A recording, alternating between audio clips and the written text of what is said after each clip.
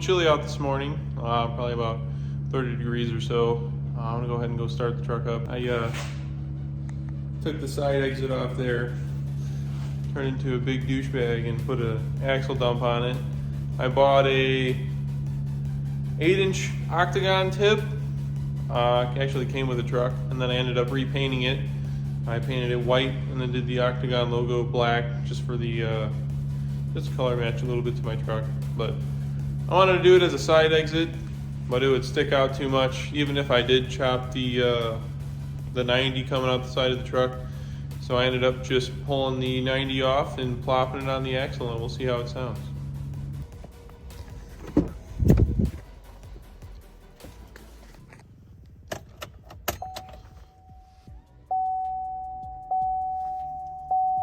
Degrees out here.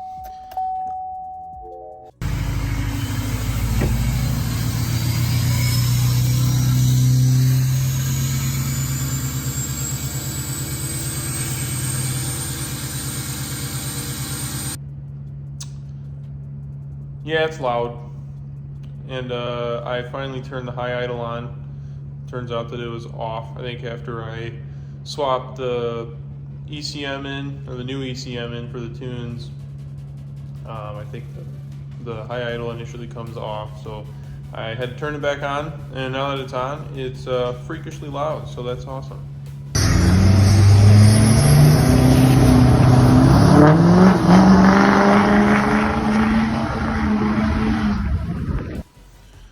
So today we're back in the paint booth.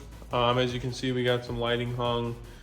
I'm gonna go ahead and plug those in real quick. But in front of me I have the frame, and I mean it's pretty close to being done, but I gotta do a couple more coats of paint. And yes, I said paint. I'm not doing powder coat. The reason I'm not doing powder coat is because I'm sure in the future I'm gonna do some type of modification, and I'm not wanting to strip it back down, have it blasted again, and then have it powder coated again.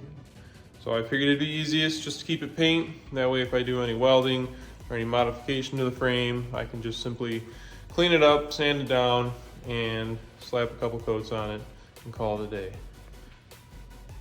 But here she is. This is pretty much what it's gonna look like. So as you can see, it's not a gloss. It's more of like a semi-gloss, and that's fine with me. The reason for that is because I don't need all the little stupid imperfections popping out of it and people critiquing it like it's supposed to be a SEMA truck or something dumb like that. Because it's not. It's just a simple build. It's supposed to be clean, it's supposed to be simple. And as you can see back here as well, I have the axle in primer.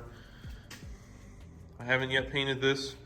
I can't decide whether or not I want to do white, or we were also talking about doing a burnt orange accent. So that means I'd probably end up painting this burnt orange and then maybe doing like a white diff cover or something like that. I'm not sure. I still got to think about it. I have no set plans yet, so we'll see. And then over here we have the cab. I mean, it's a little bit tight in here, as you can see. You know, we're kind of nuts to butts. We got the frame, the cab, and the other truck, and then it's right up against the door. So we're limited for space here, but I'm kind of making it work. So the process in which I restored the frame, I basically, after I stripped everything off, I decided to knock pretty much most of the rivets out. So you got the rear hangers here, you got a couple of rivet holes back under here, and then I took the rear cross member out, as you can see, where the spare tire would sit. And then I took, I believe, a few more things off of it. But the reason I did that is because any unprepped metal that was between the seams of each part, there was corrosion between it. And so if I were to just keep everything riveted to the frame and then have it blasted and then painted, the rust would seep through the seams and bubble up underneath the paint, which I didn't want to happen. So I wanted basically a blank slate. I wanted the frame as blank as possible, little cross members as possible. I wanted everything stripped from it. That way all of it can be blasted, primed, painted, and it would hold up for, you know, years and years to come. So basically what I did was I stripped all the things off of it. I had it sandblasted. Well, actually, initially I sandblasted it. I started it at least, and then got tired of doing it. Figured I can do plenty of better things as someone else could do the sandblasting, so I subbed it out to someone else. They epoxy primed it right away just because I didn't know if I would have time to epoxy prime it, or if it was going to sit outside, or if I had space inside to keep it while I worked on other things. But basically they epoxy primed it. I had to scuff it because I let it sit for about a month or so. And usually the rule of thumb is you can apply the paint on top of the epoxy primer like 48 hours after it's been applied, and you don't have to scuff it. But since I waited about a month or so, I had to basically go over the entirety of this frame with a Scotch-Brite pad. And that took about 4 hours. And I'm kind of butthurt that I didn't just make the time to paint it after I got it back, because it would have been such less of a hassle, I'd say. But that's all done. And after I scuffed it, I hit it with a single stage black paint. So pretty much like a single stage automotive paint. I figured since, you know, vehicles from the 70s and the 80s have made it this long, I'm sure a frame which is not usually exposed to UV rays of the sun, I figured it'd, you know, last the same amount, if not even longer. So the frame turned out pretty good.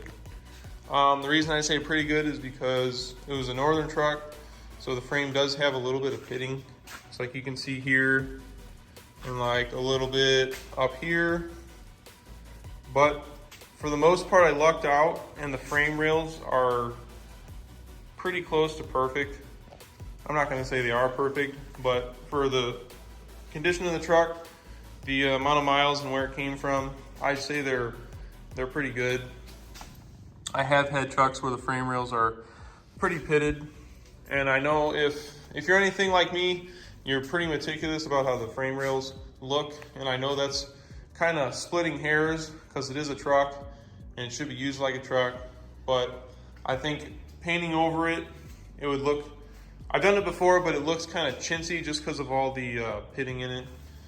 But if you were really motivated, what I was going to do, or what you could do if the frame did have pitting, is you can take any kind of filler and basically just put a nice skin coat across it, and then you would block sand it down, and it would be pretty close to as like smooth as glass. I still have to flip it. I still got to do the bottom side, and I'm probably going to hit the insides one more time just because I haven't been able to get any help flipping the frame yet. If you've lifted these things before, you know that they're crazy heavy. As you can see, I don't have all the cross members in the rear. Oh, that's the other thing. This cross member I replaced as well. So as you can see there, this is where I cut the old one out, and that's where I welded the new one in. And then here, up against this bracket where the tank strap folds over, that's the other spot where I welded it right there.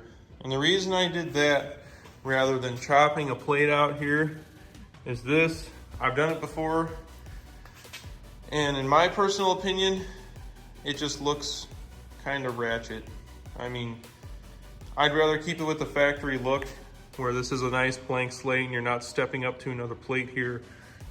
That's just my personal opinion. And to be fair, this cross member, as long as you get some good welds between your two joints here and your two joints back here, which this is actually where the factory cross member slips through the frame. This is just kind of a sleeve that's in the frame, and I just chopped it here, and this is where I put it for the new one.